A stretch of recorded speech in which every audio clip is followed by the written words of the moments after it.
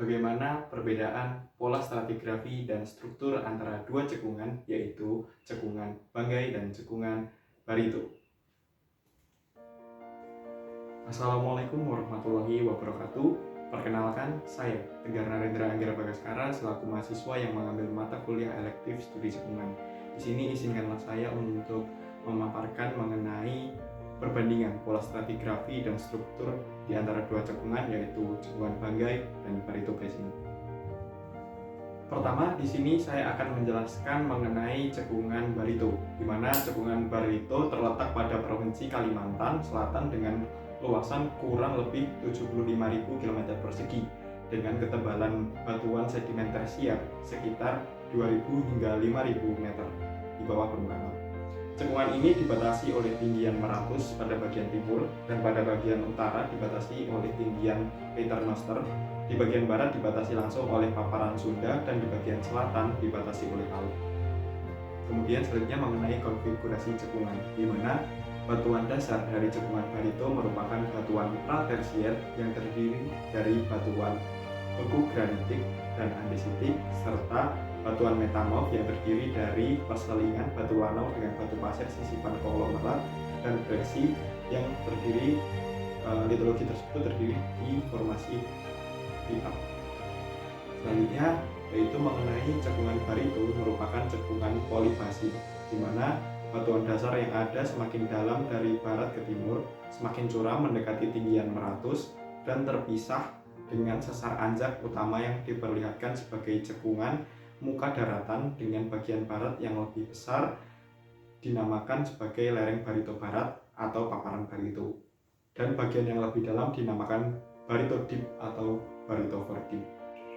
Secara singkat, izinkan saya juga untuk menjelaskan secara garis besar mengenai evolusi tektonik yang terjadi pada cekungan, terutama yang terjadi pada cekungan Barito ini, di mana tektonik pada cekungan Barito baru diketahui dengan jelas pada pasca Miosen, namun diduga telah berlangsung sebelum tersier. Pada periode akhir pratersier terjadi proses pengendapan yang cepat, kemudian terjadi pengangkatan pada Eosen akhir sampai batas Paleogen Neogen. Kemudian pada kala Miosen tengah terjadi pengangkatan tinggian Meratus yang kemudian berlanjut terus hingga akhir Miosen tengah.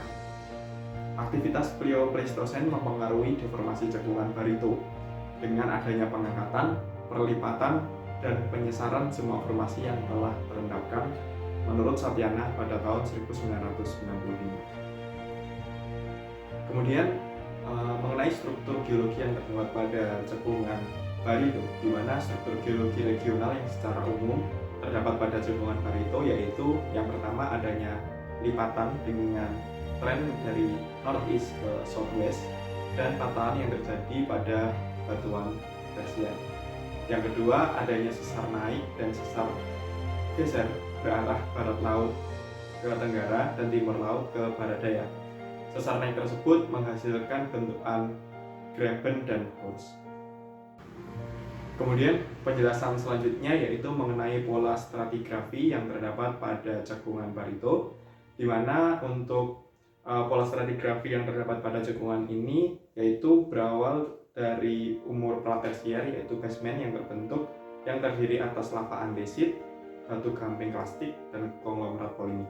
Selanjutnya di atas basement terendapkan formasi tanjung yang terendapkan secara tidak selaras, di mana formasi tanjung ini dibagi menjadi dua bagian, yaitu bagian atas dan bagian bawah. Di mana untuk bagian bawah itu sendiri, formasi tanjung bagian bawah terdiri atas litologi yaitu batu lanau, batu pasir, sisipan batu bara yang tipis, dan konglomerat sebagai komponen utama. Selanjutnya yaitu formasi tanjung bagian atas yaitu terdiri dari batu lempung, napal, dan batu gamping fosilan. Di atas formasi tanjung terendapkan kembali secara tidak selaras yaitu adanya formasi berai, dan di mana formasi ini terbagi menjadi tiga, yaitu bagian bawah, bagian tengah, dan bagian atas. Untuk bagian bawah, formasi berai ini terdiri atas perselingan batu gamping, batu lempung, dan napal.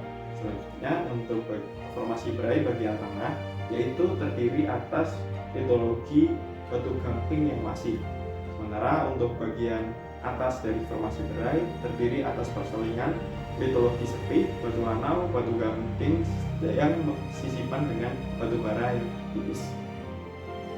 Selanjutnya di atas formasi berai terendapkan kembali secara tidak selaras, yaitu formasi warukin yang informasi yang saya dapat memiliki ketebalan sekitar 100 hingga 2000 meter, di mana formasi ini terbagi juga menjadi dua bagian, yaitu bagian bawah dan bagian atas. Di bagian bawah formasi ini terdiri dari litologi berupa perselingan napal, batu gamping, serpih, gampingan.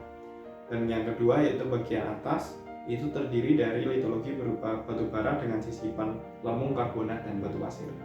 Selanjutnya di atas formasi warukin ini terbentuk secara tidak selaras juga, yaitu adanya formasi dahor, di mana formasi ini tersusun atas batu pasir kuarsa putih kurang padat, sebagian berupa memiliki ukuran sebagian berupa pasir lepas bersisipan lempung, lava abu-abu, lignit, dan limonit.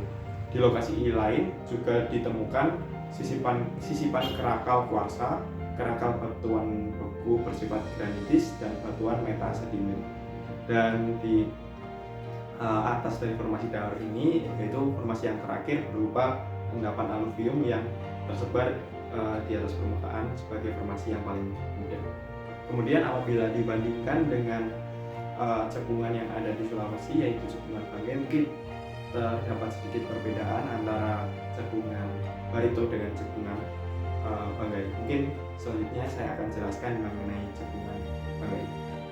Secara geologi regional, cekungan Banggai merupakan cekungan yang terbentuk dari hasil pencesaran yang disebabkan oleh Mayer Fault, yaitu Sorong Fault, di mana sistem sesar yang berupa sesar Sorong ini membawa pecahan dari paparan barat laut Australia ke Sulawesi. Pada lengan timur, sistem sesar ini mengakibatkan terjadinya abduksi oviolit yang diikuti oleh pengendapan material sin orogenik sampai pasca orogenik pada cekungan Banggai. Kemudian penjelasan berikutnya yaitu mengenai evolusi tektonik pratersier, di mana terletak pada Mandala mikrokontinen Banggai Sula, dan menurut Simanjuntak tahun 1986 berpendapat terdapat dua hiatus pada tektonik Banggai Sula, di mana hiatus pertama pada awal Jura yang berkaitan dengan penurunan aeostatik dengan tektonik, dan yang hiatus kedua yaitu terjadi pada kapur awal yang terjadi pada paparan Banggai Sula dan tukang besi yang berhubungan dengan tektonik divergen. Selanjutnya menurut Surono DRR pada tahun 1994 menyatakan bahwa pada kapur akhir kerak samudra bergerak ke barat dan menunjam tepi benua bersamaan dengan Mandala Sulawesi Timur yang mengalami deformasi pertama dan diikuti oleh evolusi tektonik tersier. Selanjutnya yaitu adanya struktur pada cekungan Banggai, yaitu menurut di sini saya mengutip berdasarkan Watkinson et al. Pada tahun 2011 berpendapat bahwa pada cekungan Banggai ini terdapat beberapa struktur yang berupa dextral fault yaitu Balantar dextral fault dan sinistral fault yaitu Sorong fault. Selanjutnya ada South Sula fault, dan selanjutnya ada Truss fault yaitu East Sangihe Truss dan N Virgin Truss, Batui Truss, dan Normal fault dan Reverse fault.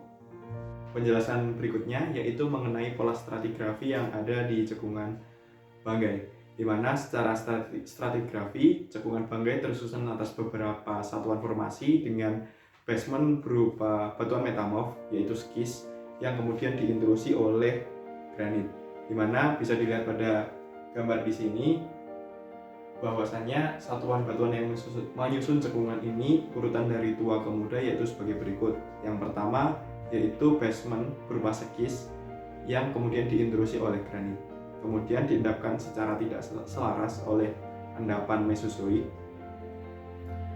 yang kemudian diendapkan secara tidak selaras lagi diendapkan oleh plastika kasar dan karbonat tipis, kemudian diendapkan lagi secara tidak selaras diendapkan oleh formasi Tomori yaitu berupa lower platform limestone unit, di mana terdiri dari litologi berupa batu gamping, bioklastik laut dangkal, dan dolomitik, serta batu lempung dan batu bara.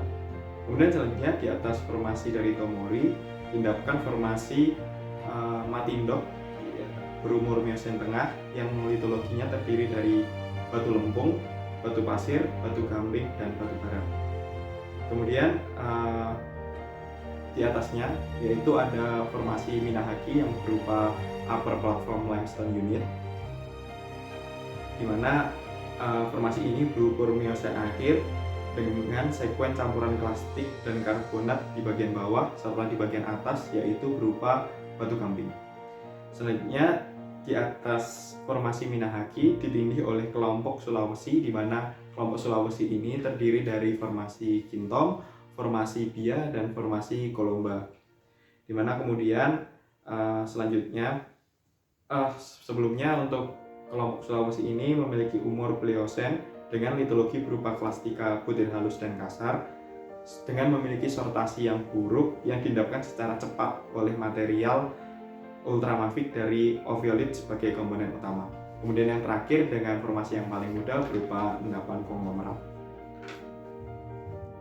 Mungkin itu saja penjelasan yang dapat saya berikan. Apabila terdapat kesalahan atau kekeliruan atas informasi yang saya berikan, saya mohon maaf yang sebesar-besarnya. Terima kasih dan selamat siang, selamat pagi, selamat sore semuanya.